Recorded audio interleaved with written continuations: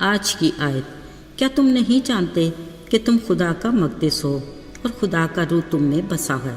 اگر کوئی خدا کے مقدس کو برباد کرے گا تو خدا اس کو برباد کرے گا، کیونکہ خدا کا مقدس پاک ہے اور وہ تم ہو۔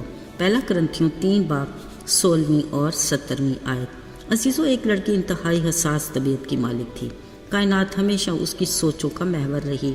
بدلتی رتیں، بہتے دریا، وسیع سمندر، پتھروں سے پھوٹتے ٹھنڈے چشمے، بلند و بالا پہاڑ وغیرہ، یہ سب کچھ اس کو حیران اور پریشان کرتے۔ وہ بس اسی سوال میں الجھی رہتی، آخر یہ سب کچھ کیسے وجود میں آیا؟ ان کا کوئی بنانے والا تو ہوگا، یا یہ سب کچھ حادثاتی طور پر یا اتفاقیہ وجود میں آئے ہیں؟ آخر اس نے اپنی سوچ کے دوسرے حصے پر ٹھیک کا نشان لگا لیا اور بظاہر مطمئن ہوگی۔ ایک دن ٹرین پر سفر کرتے اس نے ڈوبتے سورج کے خوبصورت منظر کو دیکھا تو بے اختیار اس کے منہ سے نکلا، ارے واہ، اتنی خوبصورت پینٹنگ، ایسا دلکش منظر، آخر اس شاہکار کا کوئی تو پینٹر ہوگا۔ بلا شبہ عزیزو، وہ ماہر پینٹر عظیم خدا ہے، الہی ذات جو بے مثال اور لازوال ہے۔ کائنات کو بنانے اور نظام قدرت کو اپنے کلام کی قدرت سے سنبھالنے والا وہی واحد خدا ہے۔ عزیزو، وہی ابتدا اور انتہا ہے۔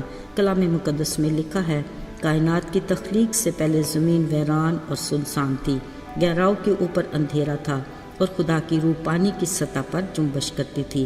خدا نے کہا روشنی ہو جا، اور روشنی ہو گئی، یعنی خدا کے کلام کی قدرت سے روشنی وجود میں آئی۔ مطلب خدا کلمہ یعنی کلام اور روح القدس ابتدا سے ہی تھے۔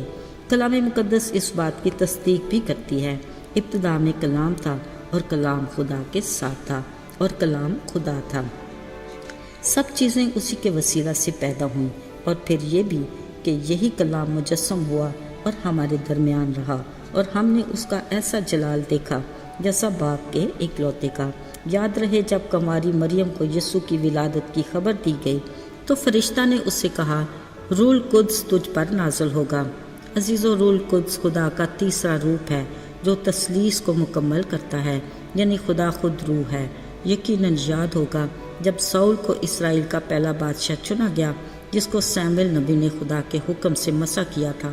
کلام مقدس میں لکھا ہے، جب تک وہ فرمانبردار رہا خدا اس کے ساتھ تھا، مگر ایک وقت ایسا آیا جب اس نے خدا کی نافرمانی کی تو لکھا ہے کہ خدا نے اسے اس کی مرضی پر چھوڑ دیا، یعنی خدا کی روح اس سے جدا ہو گئی اور ایک بری روح اسے ستانے لگی۔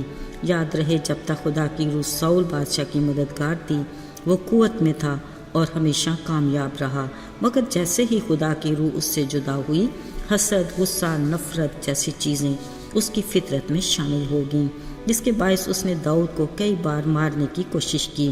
اگرچہ جب داؤد اس کے لیے ساز بجاتا تھا تو وہ پرسکون بھی ہو جاتا تھا، مگر چونکہ داؤد بھی خدا کا ممسوح تھا جس کو ساموئیل نبی نے ہی مسح کیا، وہ مستقبل میں بنی اسرائیل کا بادشاہ تھا۔ غور طلب بات یہ ہے کہ خدا کے مددگار پاک روح کا ہماری زندگی میں بھی ہونا کتنا ضروری ہے، جو ہمیں تقویت دیتا اور ہماری زندگی کو منظم کرنے میں بہترین کردار ادا کرتا ہے۔ عزیزو، خدا اپنا وہی مددگار ہمیں بھی عطا کرتا ہے جب ہم نئے سرے سے پیدا ہو کر خدا کے گھرانے میں شامل ہوتے ہیں۔ وہ ہمیں اپنے بیٹے یسوع سے پاک صاف کر کے ہمارے بدن کو اپنی روح کا مسکن بنا دیتا ہے۔ اس کی موجودگی سے ہم میں روح کا پھل ظاہر ہوتا ہے، جو اس بات کی گواہی ہے کہ ہم خدا کے لوگ ہیں۔ مطلب انہی پھلوں سے ہماری پہچان ہوتی ہے۔ جب ہمارے اخلاق، کردار، باتوں اور کاموں سے خدا کی محبت نظر آئے گی تو ہم خوش ہوں گے، ہمارا دوسروں کے ساتھ مہربانی کا رویہ ہوگا، ہم حلیمی سے پیش آئیں گے اور تحمل سے ہر بات کو برداشت بھی کریں گے، ایمان میں مضبوط ہوں گے اور پرہیزگاری سے زندگی گزاریں گے۔ عزیزوں، ہمیں مددگار پاک روح کے لیے خدا کا شکر گزار ہونا ہے تاکہ ہماری زندگی اس کی مرضی کے مطابق اور اس کے نام کے جلال سے گزرے۔ ہمیں ایمان میں مضبوط اور خدا کی رفاقت میں قائم بھی رہنا ہے تاکہ ہماری شخصیت مثبت طور پر خوشگوار ہو اور خداوند یسوع میں ہماری زندگی بھرپور طریقے سے گزرے۔ یاد رہے، جہاں خدا کا روح ہوگا وہاں منفی سوچوں کی گنجائش نہیں۔ خدا نے بھی اسے ہی مبارک کہا ہے جس کا مددگار یعقوب کا خدا ہے۔ آئیے دعا کریں۔ اے ہمارے آسمانی باپ، تو جو ابتدا اور انتہا ہے، آج اور کل بھی بلکہ ابد تک یکساں خدا ہے، ہم ہر پل تیرے فضل کے طلبگار ہیں۔